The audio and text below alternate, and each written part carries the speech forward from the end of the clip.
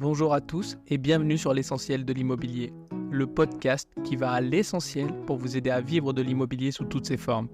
Chaque dimanche, retrouvez un nouvel épisode dans lequel nous parlerons des métiers de l'immobilier, d'investissement et de la vie en copropriété. Je suis David, professionnel de l'immobilier depuis 10 ans. Retrouvez mon livre « Acheter son premier appartement », le guide complet pour réaliser votre rêve immobilier sur Amazon. Abonnez-vous pour ne pas rater les prochains épisodes. Tu poses des questions, on a les solutions. Démarrer c'est facile, avec nous c'est tranquille. L'essentiel de l'immobilier, un podcast pour t'accompagner dans tous tes projets. Tu sais qu'on va assurer. Bonjour à tous et bienvenue sur ce 10e épisode. Aujourd'hui, on va parler d'un sujet important, il est consacré aux étudiants. Vous voyez où je veux en venir, on va parler du logement étudiant. Donc, nous nous concentrons sur un sujet essentiel pour beaucoup d'entre vous, surtout en cette période de rentrée universitaire. Que vous soyez étudiant à la recherche d'un logement ou parent voulant aider votre enfant à trouver un logement, cet épisode, il est fait pour vous. Nous allons aborder les différents types de logements disponibles, comment les choisir, les aides financières qui peuvent être octroyées et bien plus encore. Alors, installez-vous confortablement, c'est parti. Commençons par les différents types de logements étudiants.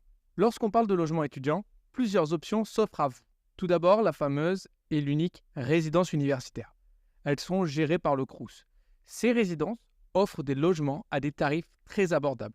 Toutefois, les places sont limitées et il faut faire sa demande très tôt.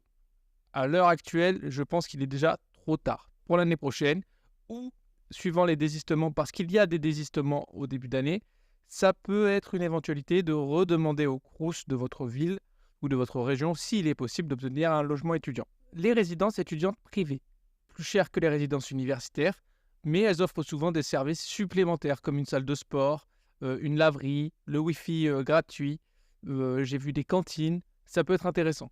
Vous avez comme troisième option la colocation, très prisée par les étudiants, surtout dans les grandes villes. C'est une option qui permet de diviser les coûts tout en vivant dans un logement plus grand. Attention, on reviendra sur ce point plus tard. Le co-living, c'est nouveau, ça existe. Voyez ça comme une version moderne de la colocation avec des services partagés. Il y en a qui proposent le ménage, d'autres qui proposent des salles de cinéma, des salles de sport, des espaces communs aménagés en soi. Ça peut favoriser les échanges et ça amène de nouvelles interactions et ça permet de ne pas se sentir isolé. Parce que dans une résidence étudiante ou dans une colocation, on peut se sentir isolé. Là, en co-living, vous pouvez, à votre guise, descendre et rencontrer une vingtaine, une trentaine de personnes vivant dans le même immeuble que vous. C'est bien plus cher, par contre, le co-living. Les studios ou les appartements individuels. Quand on est étudiant, moi, j'aime pas trop ça. Je suis pas trop pour, mais c'est une bonne alternative, surtout quand c'est bien fait. Après, il y a plein de pièges à éviter. Malheureusement, il n'y a pas que des bons bailleurs. Il y a aussi un peu de tout. Faites très attention sur les studios ou les appartements individuels. Mais pour ceux qui préfèrent leur indépendance, cette option est idéale quand on sait la gérer, parce que sinon c'est bien plus coûteux. Le logement intergénérationnel, ça arrive, il y en a de plus en plus. J'en vois de plus en plus, je vois des annonces. C'est la possibilité de vivre chez une personne âgée en échange d'un loyer réduit, voire gratuit, contre des services. C'est une option intéressante qui s'est démocratisée. C'est idéal pour quelqu'un qui rechercherait une expérience enrichissante et différente. Pour trouver ce genre d'annonce, il n'y a pas 36 000 solutions, il faut chercher sur Google. Il n'y a pas à proprement parler aujourd'hui sur Le Bon Coin ce type d'annonce, mais il y a des sites spécialisés. Les options de logement temporaire. Alors là, ça c'est si vous êtes à l'heure actuelle sans logement, que vous n'avez pas trouvé de solution viable, il vous reste le Airbnb. Ou il vous reste la possibilité de demander à des studios en bord de mer, par exemple pas très loin de votre fac, ou des studios qui sont destinés plutôt à la location saisonnière, si vous pouvez l'occuper pendant votre année scolaire. Comment choisir son logement étudiant ? Maintenant que nous avons passé en revue les différents types de logements, voyons comment faire le bon choix. Voici une liste de quelques critères à considérer pour moi. Le budget, c'est souvent le critère numéro 1. Il est essentiel de définir un budget réaliste en tenant compte du loyer, des charges que vous allez devoir payer et des éventuelles aides financières que vous allez pouvoir obtenir. Mais faites-le sérieusement, parce que vous allez vite vous retrouver dans une galère sans fond si vous n'avez pas bien calculé le montant de vos charges. La localisation. Ne dites pas oui, moi ça me va de faire 50 minutes le matin quand je dois aller en cours. Ce n'est pas vrai. La proximité avec l'université, les transports en commun, les commerces, tous ces éléments sont à prendre en compte. Vous pouvez bien sûr avoir un élément qui est plus faible que les autres, certes, mais privilégiez là où vous êtes le plus, je dirais, le moins sérieux. Si vous avez des difficultés à vous lever le matin, essayez d'être le plus proche possible de votre université. Si ça ne vous dérange pas, au contraire, de faire de la route, vous êtes habitué à faire de la route, bon, à ce moment-là, c'est pas grave si vous êtes un peu loin. Faites en fonction de vos besoins et en fonction de votre connaissance de vous-même. Les services et les commodités. Par exemple, vérifiez s'il y a une connexion Internet, parce que vous allez en avoir besoin pour vos études.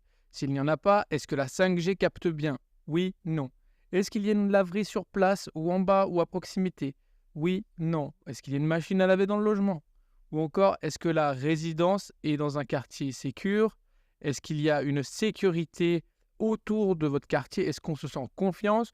Parce que si vous êtes étudiant, vous allez sûrement rentrer tard certains soirs. Pas se mentir, vous allez aller faire la fête. Il vaut mieux quand même se sentir en sécurité dans son quartier. Le confort et la superficie. Un logement plus petit mais mieux situé peut parfois être plus avantageux qu'un grand appartement éloigné, mal isolé et mal tenu.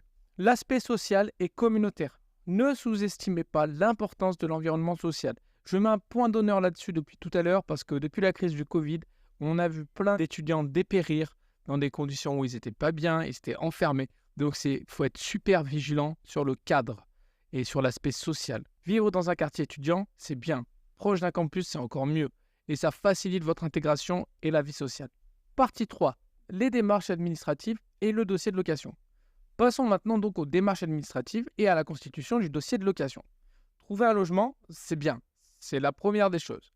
Mais le louer, c'est encore mieux. Donc voici quelques conseils pour vous aider à louer le logement de vos rêves.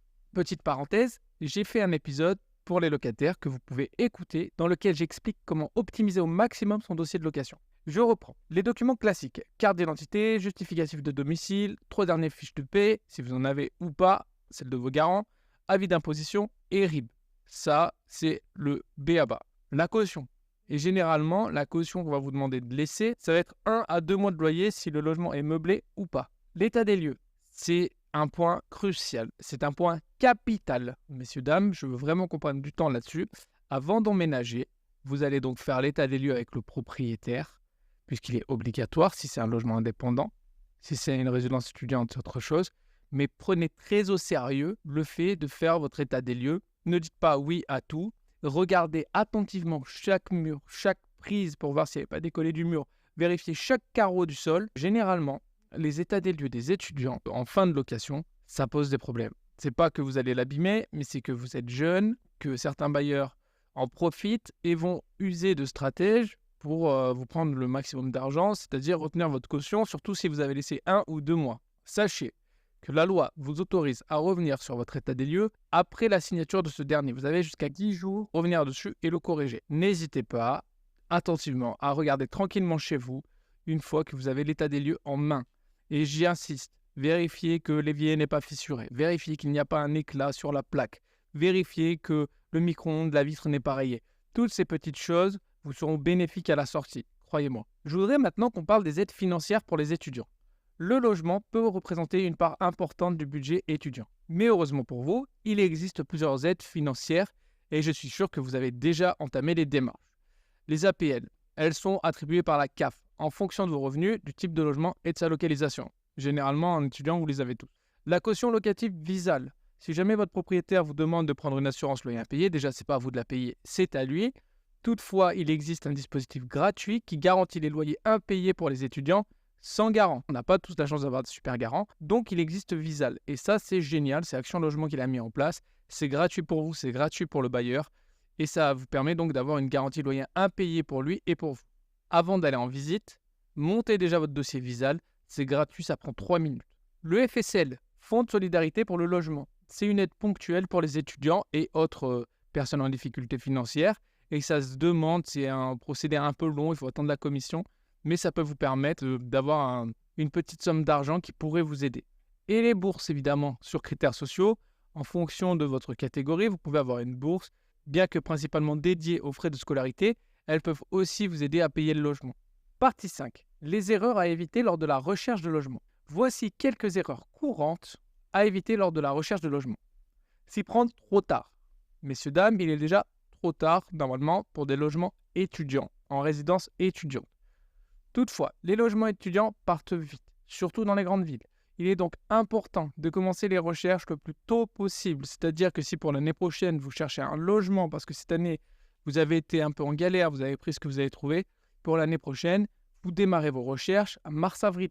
Sous-estimez les charges. J'y tiens, en plus du loyer, pensez aux charges comme l'électricité, le gaz, Internet, n'importe quoi, les frais pour vous rendre à l'université. Faites attention à tout, calculez-le correctement. Négligez le contrat de location. Lisez bien tous les termes du contrat de location avant de signer et assurez-vous de comprendre toutes les clauses, notamment sur les préavis, notamment sur les clauses résolutoires, notamment sur les obligations d'assurance. Faites attention, lisez tout. N'ignorez pas l'état des lieux. Comme mentionné plus tôt, c'est une étape cruciale pour éviter des problèmes à la sortie du logement. Les arnaques. Soyez vigilants aux fausses annonces et aux fausses demandes de paiement avant visite. Ne versez jamais d'argent sans avoir visité le logement et signer un contrat en bonne et due forme. Si vous avez un doute, vous pouvez toutefois me laisser un commentaire et moi, je me ferai un plaisir de vous aider. Les relations avec les propriétaires ou colocataires, c'est très important. Entretenir de bonnes relations est crucial. Vous n'allez pas vous entendre avec tout le monde si vous partez en colocation, ce n'est pas possible. Mais soyez clair, respectueux dans vos échanges et évitez les conflits. Il n'y a rien de pire qu'une année scolaire où vous ne parlez pas à vos colocataires, où il y a des clans qui se forment. C'est horrible. Dernière partie, les outils pour trouver un logement. Pour vous aider à trouver le logement idéal, plusieurs outils sont à votre disposition. Tout d'abord, il y a les plateformes et les applications. On les connaît, les sites comme Le Bon Coin, Studapart, Imogen sont très populaires. N'oubliez pas aussi de jeter un œil au groupe Facebook dédié à la recherche de logements étudiants. Il y en a plein, il y a plein d'étudiants qui, par solidarité étudiante, mettent une annonce dans ces groupes-là et ça peut vous aider, on n'y pense pas tout le temps. Parlez-en autour de vous aussi. Des amis ou des connaissances peuvent connaître des opportunités de logement et ça peut vous sauver la vie. Les visites virtuelles, profitez-en. Avec la technologie, de nombreuses agences et propriétaires proposent des visites virtuelles sur leur site. Vous n'avez même pas besoin de les appeler, vous visitez le logement, si vous êtes d'accord, c'est un excellent moyen de se faire une idée du logement sans avoir à se déplacer et surtout signer les papiers à distance. On arrive déjà à la conclusion pour cet épisode consacré au logement étudiant. Pour résumer, vous avez le choix entre plusieurs types de logements.